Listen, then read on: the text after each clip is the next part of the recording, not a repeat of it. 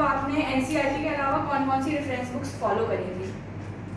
Follow तो बहुत सारी करी थी, बट आपके मतलब मेरे हिसाब से जो रेलेवेंट मुझे लगी वो, अगर आपके पास कोई मॉड्यूल्स मिलती हैं तो आप वो मॉड्यूल फॉलो करें, या फिर फिज़िक्स के लिए एक बुक आती है यूनिवर्सल पब्लिकेशंस की, LLS फिज़िक्स, वो आप ट्राई कर सकते हैं। उसमें प्रीवियस ईयर्स ज़्यादा दिए होते हैं, इसलिए आपका टाइम काफ़ी सेव होगा, मतलब प्रीवियस ईयर्स और प्रैक्टिस अलग से नहीं करनी पड़ेगी।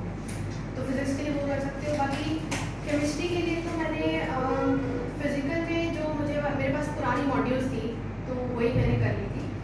और ऑर्गेनिक के लिए MS चौहान, अगर नीट वाली बनती है तो वो कर लो, वरना JEE वाली करनी है तो वो कर लो, मतलब तुम्हारे लेवल पे डिपेंडेंट है। सबसे इम्पॉर्टेंट बात, जो सब्जेक्ट पसंद नहीं है उसका मटेरियल लिमिटेड रखो।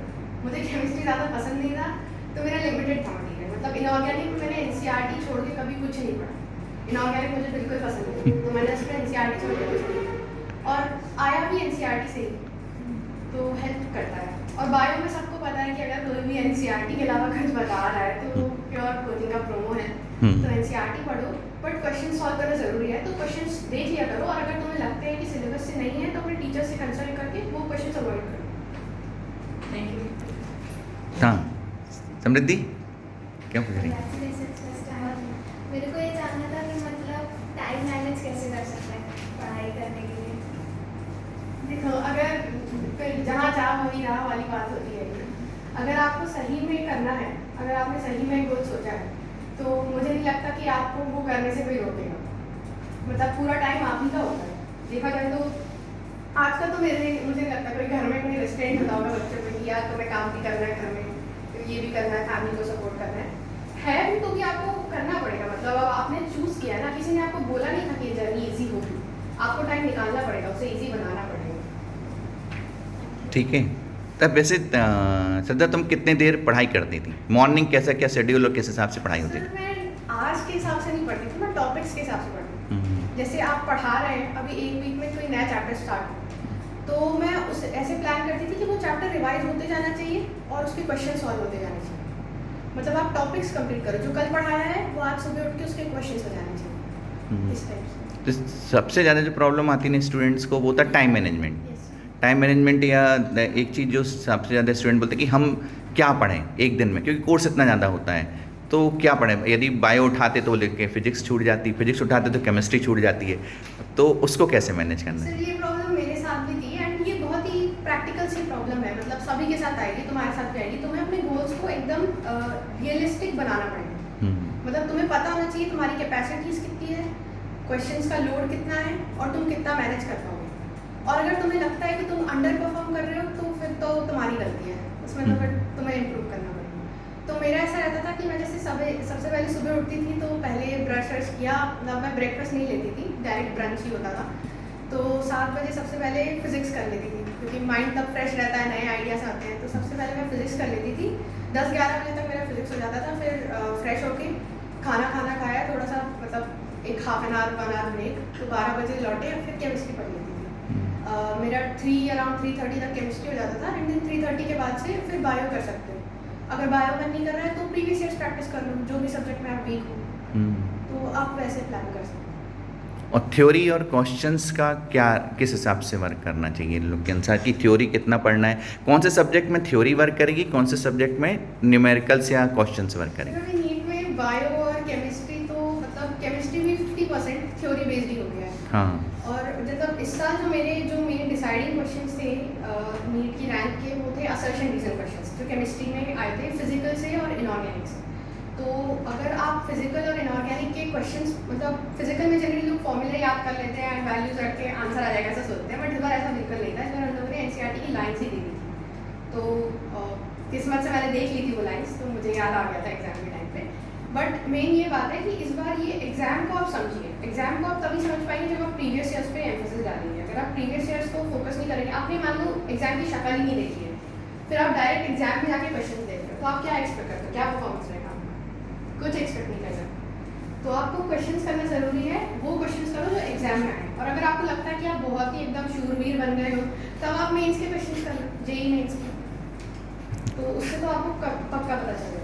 नहीं, सही सही सही बोल रही हैं। एक और चीज़ श्रद्धा कि इसमें क्या होता है कि मैंने पहले भी देखा, अभी जो केमिस्ट्री वाला जो पार्ट आ रहा है केमिस्ट्री का मैं आप लोग को बता दूं, इस साल नहीं, पिछले कई सालों से जो है एनसीईआरटी ही फॉलो की जा रही है, ठीक है। उसमें इवन बहुत कम कुछ क्वेश्चन आए थे, क्योंकि मैं केमिस्ट्री वाला तो हूँ नहीं, लेकिन जो स्टूडेंट बता रहे थे कि बहुत कम जो इवन पॉइंट्स वाले आंसर भी आए तो वो उसमें एनसीईआरटी में दिए थे। तो एनसीईआरटी से ज़्यादा बाहर जाने की उसमें ज़रूरत तो नहीं है। और फिजिक्स का प्रॉब्लम सबसे ज़्यादा स्टूडेंट्स को रहता है, वो कैसे करना है? सर मेरे हिसाब से थ्योरी मतलब जितनी एनसीईआरटी में दी रहती है वो काफ़ी स्कैटर्ड होती है। अगर हम कोशिश करेंगे कि हमें सिर्फ वही 10 पेज की बुक पढ़नी है और फिर उससे हम पूरा समझ जाएं, एक बार में हमें क्वेश्चन भी बनने लगे, थ्योरी भी आ जाए, पूरा आ जाए, तो वो नहीं हो सकता। तो एनसीईआरटी पढ़नी चाहिए ऑफ कोर्स, बट पहले आप अपने क्लास के नोट्स पे फोकस करें, पूरे डेरिवेशंस को आप याद रखें। आप डेरिवेशंस को ऐसा मत समझिए कि वो आपके लिए बोर्ड्स के लिए बोझ है। वो कई बार डेरिवेशन के बीच से भी क्वेश्चन आ सकता है, तब आप क्या करें? तो पूरा उसको कंसेप्चुअली पढ़ें, पहले थ्योरी को अच्छे से मास्टर करें। रोज़ जैसे मेरे टीचर जो मुझे बताते थे कि फिजिक्स में रोज़ 10 मिनट्स रिवाइज करो, रोज़ अपने नोट्स को एक नॉवल जैसे 10 मिनट्स पढ़ो, कल जहाँ रुका था आज वहाँ से कंटिन्यू करो। तो मैंने ये चीज़ हर सब्जेक्ट में लगा दी, तो उससे मतलब ऐसा होता था कि लास्ट टाइम पे आपको फिर नोट्स रिवाइज करने की ज़रूरत ही नहीं पड़ती, आपको पेजेस दिखने लगते हैं आपकी कॉपी में। डेली रिवीजन, डेली वही पढ़ने के लिए सबसे मेन पार्ट यही होता है। हाँ, और हाँ संस्कार, सबसे पहले कॉन्ग्रेचुलेशन। मुझे बस इतना पूछना था कि ये 2 इयर्स की जर्नी के दौरान आप डिस्ट्रैक्शंस कैसे दूर रहे? डिस्ट्रैक्शंस थे, बहुत थे। मतलब मैंने कभी कुछ ऐसा एक्सपेक्ट नहीं किया था कि अचानक से इतनी मेहनत करनी पड़ेगी या जैसा भी चेंज आएगा। डिस्ट्रैक्शंस तो बहुत थे, बट फिर मैंने जैसे पहले मुझे स्टार्टिंग में कोविड भी हो गया था, प्रिपरेशन के स्टार्ट में जैसे 11 स्टार्ट हुई, मुझे कोविड हो गया, 1 महीना हुआ, उसके बाद मई में फिर मैं ठीक हुई है, उसके बाद से मैंने सीरियसली प्रिपरेशन स्टार्ट करी। तो जब सीरियस प्रिपरेशन स्टार्ट हुई तब मैंने देखा फ़ोन एक काफ़ी हिंड्रेंस रखता है, तो मैंने सोच लिया था कि अगर मैं फ़ोन यूज़ नहीं करूँगी तब मैं एम्स क्रैक कर पाऊँगी, और अगर मैंने फ़ोन यूज़ किया तो मुझे प्राइवेट में भी सीखने मिलेगी। मतलब मैंने ऐसा मन में ठान लिया था कि अगर मैंने फ़ोन यूज़ किया तो मैं इस प्रोफेशन में जाने के लायक ही नहीं हूँ, अगर मेरे इतनी डेडिकेशन नहीं है। एंड पता नहीं कहीं ना कहीं फिर वो मोटिवेशन बना रहा कि फ़ोन नहीं यूज़ करना है, बिकॉज एक स्पेसिफाइड ड्रीम है। हाँ वो इसलिए था, इसलिए मेरी जो लिंक जाती थी वो तो मैं पापा के उसमें जाती थी और फिर वहाँ से सारी चीज़ें मिलती थी, सारे के सारे जो है ना उनके मोबाइल पर। वो फिर पापा जी इनके वो परेशान, अरे उसको वो भेज दो, पेपर भेजो सर, वो गड़बड़ कर रही है, मतलब चलो तुरंत भेजते हैं। तो ये चीज़ होती है। और ये श्रद्धा एक चीज़ बताएं कि डेली अपन को टाइम टेबल बना के पढ़ना चाहिए, या एक जो तुमने मोड बताया कि चले फिजिक्स कर लिया, फिर केमिस्ट्री कर लिया, वही बायो कर लिया? अच्छा, रोज का फिक्स था मेरा कि अच्छा, इतने घंटे स्लॉट में फिजिक्स होगा, हाँ, इतने घंटे स्लॉट में केमिस्ट्री होगा, उसके बाद बायो होगा, और बीच में रोज पीवाईक्यू करने ही है, ये फिक्स था। बाकी इसमें फिजिक्स में एग्जैक्ट क्या टॉपिक पढ़ रहे हैं वो हाँ, थोड़ा चेंज कर सकते हो कि आपने टेस्ट एनालाइज किया कि आपके टेस्ट में मार्क्स नहीं आ रहे हैं तो आपने वो वाला चैप्टर कर लिया जो टेस्ट में आया था, तो आपको वैसे भी बनाना पड़ेगा अपनी खुद की वीकनेस देख के। हाँ। फिजिक्स में क्या सबसे मेन प्रॉब्लम इन लोग के लिए, सबके लिए सबसे मेन चीज़ इनका फिजिक्स ही जो रहता है। फिजिक्स को यानी इन लोग स्ट्रॉन्ग करें, इसके लिए और क्या पॉइंट्स बता सकते हैं? सर मेरी तो पहले से ठीक ही थी, हाँ, एकदम बढ़िया भी नहीं होगी, बट ठीक थी। तो मतलब मैंने वो जेई वाला ही बैच ज्वाइन किया था फिजिक्स का, हाँ हाँ, तो मेरी प्रिपरेशन ठीक ही चल रही थी। मतलब फिर मैंने डिस्कवर किया कि जब हम फिजिक्स में थ्योरी याद नहीं करेंगे तो क्वेश्चन नहीं बनेंगे, और क्वेश्चन प्रैक्टिस नहीं करेंगे तो क्वेश्चन एग्जाम में नहीं बनेंगे। मतलब भले ही आप घर में उस क्वेश्चन का सोल्यूशन देख के सोच लोगे कि मैं ये याद कर लूँगा, हाँ, ऐसा नहीं होगा, आपको खुद से करना पड़ेगा। जब तक आप अपने अंदर से रिकॉल नहीं करेंगे ना सोल्यूशन, तो वो एग्जाम में भी नहीं आएगा।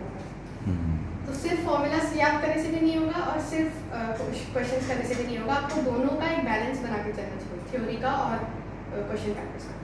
अच्छा, केमिस्ट्री का होगा, बायो का तो एनसीईआरटी अपन को करना है ना। बायो में तो ऐसा कुछ भी नहीं है, जैसा मैं बोलता हूँ, मैं यदि पढ़ाता हूँ तो लोग बोलता भाई मेरी कॉपी रख लो समझने के लिए, और तो याद करो केवल एनसीईआरटी पूरा वर्ड टू वर्ड। मेरे जो पेपर यदि जो भी नोट्स हैं वो आप केवल समझने के लिए रख लो, क्योंकि इतना सारा आता नहीं, इतना सारा, लेकिन हाँ आप समझेंगे तो वहाँ उस क्वेश्चन को आप अच्छे से कर पाएंगे।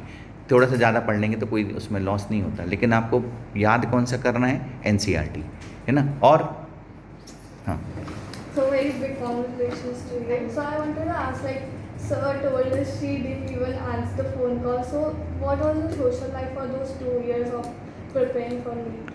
देखो मेरा सोशल लाइफ बिल्कुल मेरे घर तक सीमित हो गया था कि मम्मी ही है, जैसे बेस्ट फ्रेंड है, मेंटर है, गाइड है, जो भी है मम्मी ही है। ऐसे आप अपने फैमिली में किसी को भी एक फिक्स कर लो जिनसे आप अपने सारी प्रॉब्लम शेयर करते हो, अपने मार्क्स के बारे में बिल्कुल ट्रांसपेरेंसी रखते हो।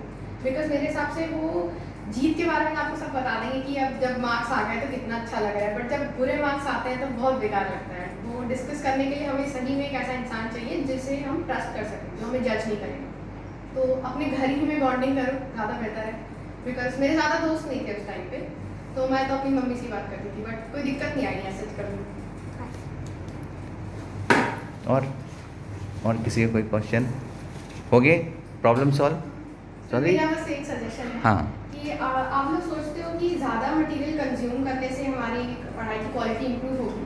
मुझे ऐसा लगा था, मैंने ट्राई किया, बहुत मटेरियल ट्राई किया है, बट अल्टीमेटली वो जो ट्रूथ है वो ये है कि आप ज़्यादा मटेरियल करने से नहीं, बट कम मटेरियल को ज़्यादा बार करने से आप बेटर रैंक्स लाओ। और टेस्ट करना सबसे इम्पोर्टेंट है। आप मतलब मेरी कहीं भी अलग अलग कोचिंग में अगर आप फोटो देख रहे हो तो मैंने सिर्फ उनकी टेस्ट सीरीज ज्वाइन करी थी, और मतलब एक मटेरियल भी लिया होगा, बट मैंने कहीं ऐसे ऑफलाइन अलग से ज्वाइन नहीं किया था। मतलब आप एक ही टीचर को फॉलो करो, आपको जहाँ समझ आ रहा है वहीं पे फॉलो करो, बट सबसे इम्पोर्टेंट बात है टेस्ट सबसे एकदम रेगुलरिटी से दो। और हर बार जब टेस्ट देने जाओ तो वैसे ही नीट में जैसे ड्रेसअप होकर जाना है वैसे ही जाओ, जैसे नीट में माइंडसेट बना के जाना है वैसे ही जाओ, और हर बार उस मोमेंट को लिव करो। जब आप हर बार उस एंजाइटी से, उस प्रेशर से गुजरोगे तो एक टाइम बाद आपको आदत हो जाएगी। आपके लिए फिर वो कोई नई चीज़ नहीं रहेगी। जिस दिन आप ओरिजिनल एग्जाम के दिन भी जाओगे उस दिन भी आपको ऐसे ही लगेगा कि आपका आज मॉक टेस्ट है। जब आप उस पॉइंट पे चले जाओगे ना, मुझे नहीं लगता आपकी पेपर में सिली मिस्टेक्स होंगे। तो आपको मुझे लगता है टेस्ट सबसे ज़्यादा देने चाहिए, एंड टेस्ट भी ऐसे कि रेलेवेंसी के अकॉर्डिंग। मतलब जो जैसे प्रीवियस ईयर्स का ट्रेंड रहा है कि NCERT बेस्ड क्वेश्चन आ रहे हैं, अगर किसी कोचिंग वाले कोई मॉड्यूल से अपने क्वेश्चन दे रहे हैं तो आप वो टेस्ट वहीं पे अवॉइड कर दीजिए, कोई लॉस नहीं होगा आपका। बिकॉज वो जब वो 5 क्वेश्चन ऐसे अजीब से डाल देते हैं जो बहुत ही डीमोरलाइजिंग होते हैं, तो बहुत बुरा लगता है। तो आपको पहले ढूंढना चाहिए कौन से टेस्ट आपके रिलेवेंट है एग्जाम पैटर्न के हिसाब से, एंड वो टेस्ट रेगुलरली देने चाहिए, भले आपके मार्क्स फ्लक्चुएट